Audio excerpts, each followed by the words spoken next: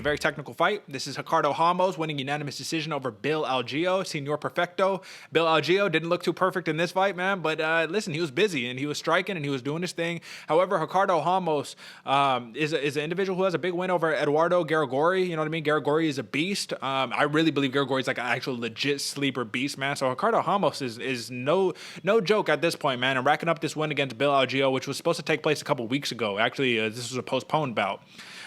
Listen, man, I'm very impressed with Ramos. However, we need to talk about judging, and we need to talk about the significance of wrestling and takedowns in tandem with the damage that those takedowns deliver, right? So at the end of the day, AJ, why do you think that these takedowns, because it's something where we talked about for weeks, man. We talked about how some judges, they'll count it more. Some judges will count it less, you know what I mean? But why is a takedown significant? Like, let's break that down to the fundamental of it, right? What exactly about taking an individual and controlling them without landing big strikes, without putting them in real submission danger or anything like that? What makes that so impactful as opposed to somebody who's landing a bunch of jabs, right hooks, just kind of picking them apart like that? Give me your take. I think what makes a takedown so impactful is you're changing the flow of the fight.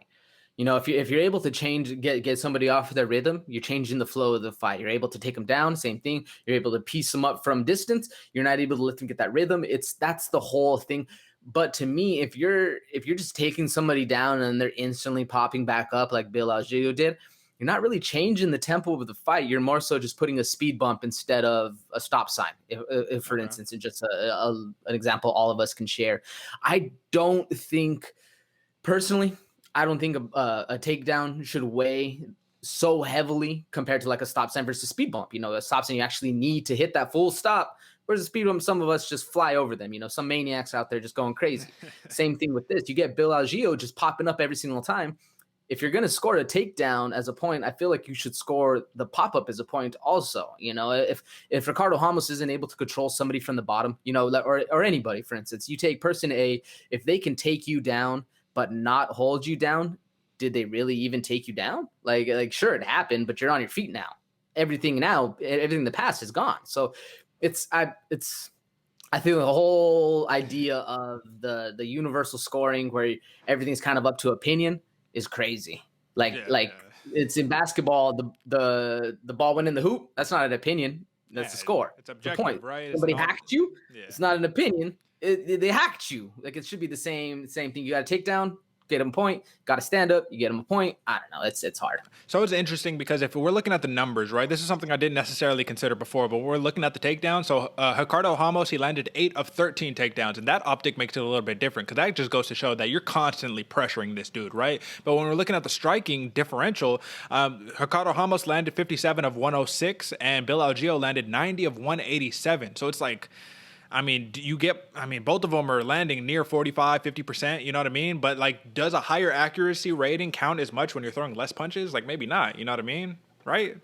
That's another good comparison, right? It's that same exact argument of damage. Sure, you might be landing more punches, but if you threw 10 and landed 7, but I threw 50 and landed 4 or landed, let's even say 35, I definitely did more damage. So it's hard to say, man.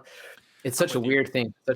No, I'm absolutely with you. I will say that, Algeo outstruck him all 3 rounds, man, but it just goes to show those takedowns, man, they count for a lot. And at the end of the day, not much. Real quick, Derek, to go to what you were saying. Okay, so Ricardo Ramos took down Bill Algeo 8 times, 8 of 13. Yeah.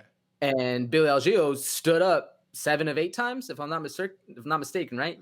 He got up from almost every single takedown besides the last one, if I'm not mistaken. But that's a better percentage. That's a better standard percentage than the takedown percentage. So shouldn't that weigh into? I don't know. Well, you know what's interesting, man? Big John McCarthy has actually talked about this, more about the submissions than about the grappling, right? But he was basically saying that if you defend a submission or you defend a takedown, you're awarded no points for that, or you should not be awarded any points for defending, right? Because you would think to Bill Algeo, like for me, I would think like, oh, dude, you're defending a bunch, like you should get some points for that because you're rendering their attack ineffective, right? But he says no. You know what your reward is for defending the takedown, for defending the submission? You get to keep fighting. That's your reward. You get no extra points. So it's just interesting because Big John McCarthy, who's been there since the inception of this thing, right? Versus the judging commissions, versus us sitting here at home, armchair quarterbacking, sitting there being like, no, it should have been like this, right? At the end of the day, man, the big thing with MMA, the thing that we all love and hate about it is that there is not a set standard. You know what I mean? So it just makes it difficult because in my mind, Bill Algeo, he really snuck out that win.